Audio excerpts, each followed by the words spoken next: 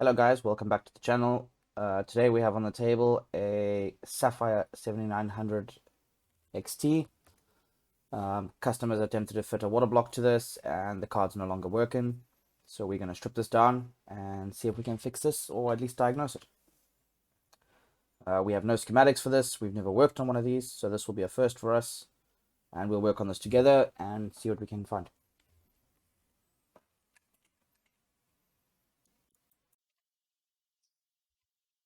Right, so we have just removed the water block and its back plate. Getting our first look of the PCB. Actually looks like it's built quite amazing. Don't know what that is, but it looks like some sort of quick access memory, similar to what you find on HBM2 cards. Not entirely sure, first time to work on this. But this is what the board looks like.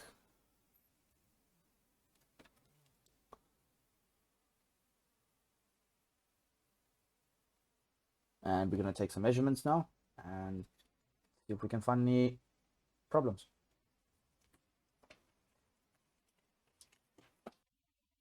Okay, so meter in diode mode, and we're checking the first data pair. Looks okay. Looks okay.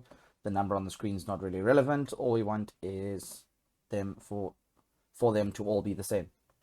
So if we check a random data pair, and we have the same numbers.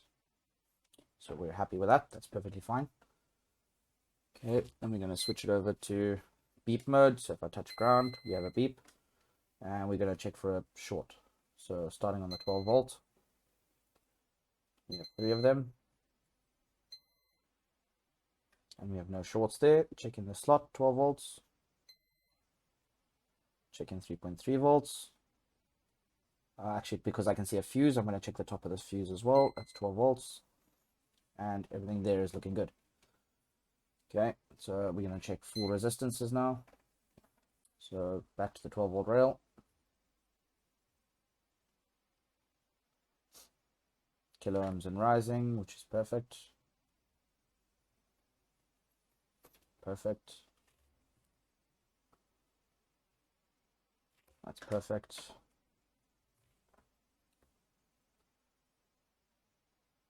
Perfect.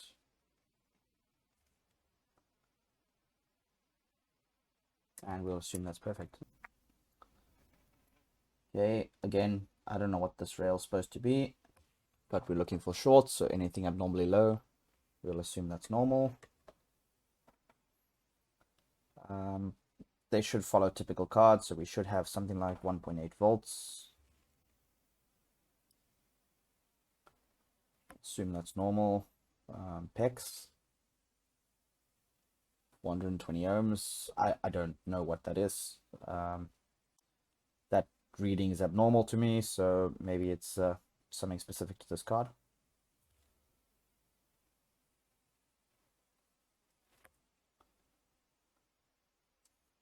Not entirely sure.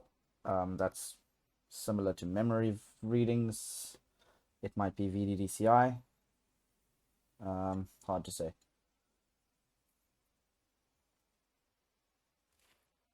And that would most likely be the memory, which is typical. Recall.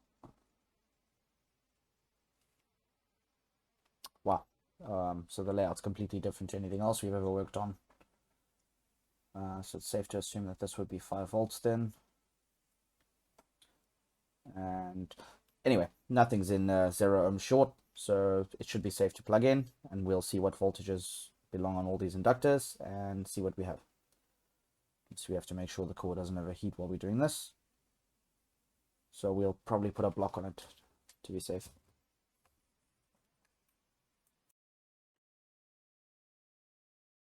All right, so we have the card now plugged in, fully set up to the rig.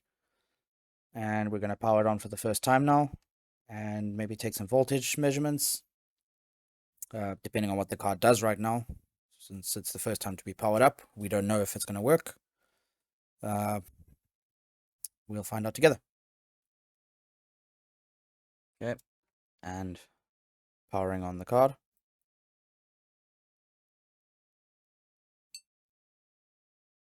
we actually have a boot and an output. Okay, powering it off. This suggests that the card may actually be functional, not abnormal to have the odd card in from a customer with something else going on. Maybe their power supply is failing, or their motherboard or RAM, and they've suspected the GPU, so they've sent it into us, and there's actually nothing wrong with it.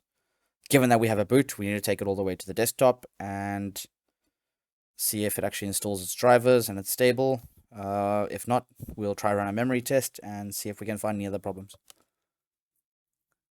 It's probably worth taking some voltage measurements right now so we can map out these rails for future reference. We think it'll be a great idea anyway. So the next time we have a card in, we know what these rails are supposed to be. And since this is a working card, we know what these resistances should be. So we're going to do that right now, and we'll do it under the camera. You can also have a look. It might help someone else in the future. Okay, so we've just switched under the microscope now to do the voltage measurements. Right, we already know these are 12 volts. We have 3 of them. So we're not going to check those. There's no need. So we're going to move straight down to this one over here.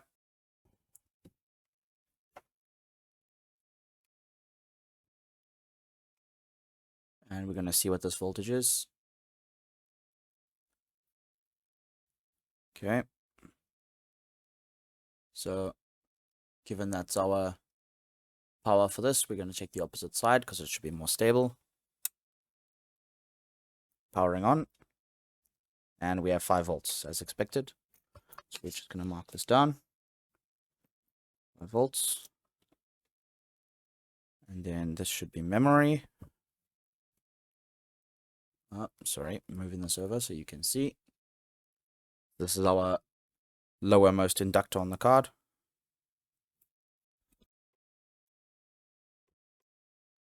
Here we have, checking the stable side, 1.25 volts. Checking the phase just above that.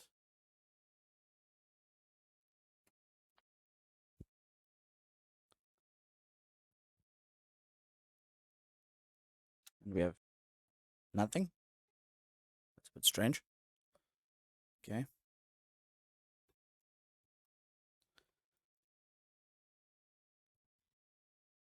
It's unusual. All right. So there's no voltage here. We're not too concerned about that quite yet because it might be a phased startup. It's not abnormal on some graphic cards to have only 1 or 2 phases running when it boots.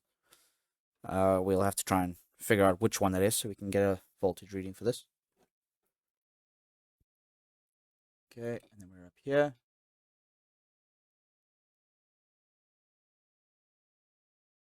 So second from the top.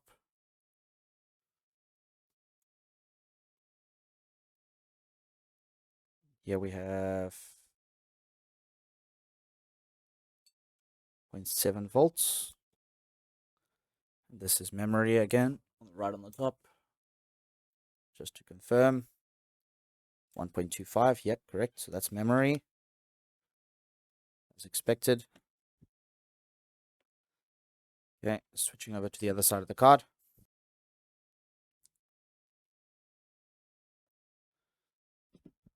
Okay, I'm curious to know what these are. So slightly different. Yeah, we have 1.1 volts. And then we have the lower 2 inductors.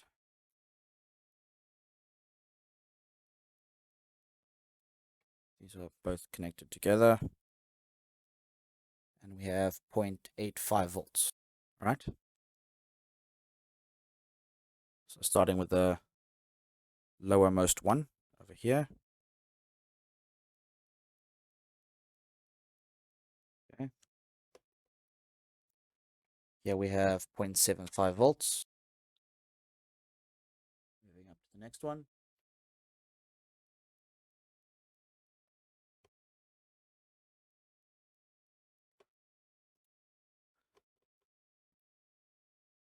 Here we have 1.8 volts.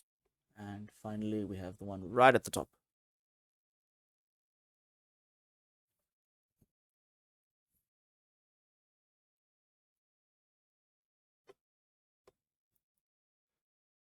here we have 1.3 volts. Right, so we'll make an annotation and actually share this on the video, and you guys can all have a look at what voltages we have. So from the data we've now collected, we can map this out on the picture of the card, and this is accessible for the future, so we can reference it to any other repairs coming in. This is helpful to many technicians. We're going to now assemble the cooler and get it back on the rig. Okay, so we're booting the card up now.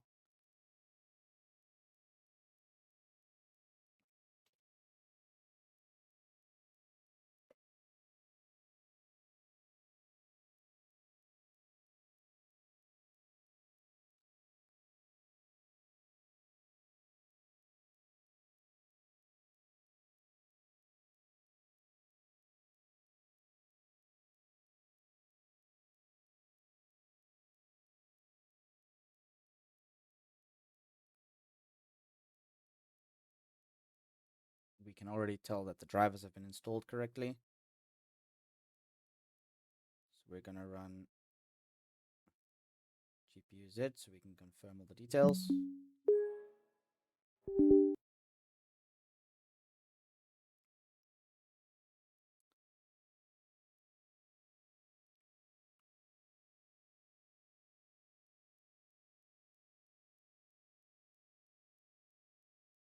And as we can see, we have an AMD Radeon RX 7900 XTX.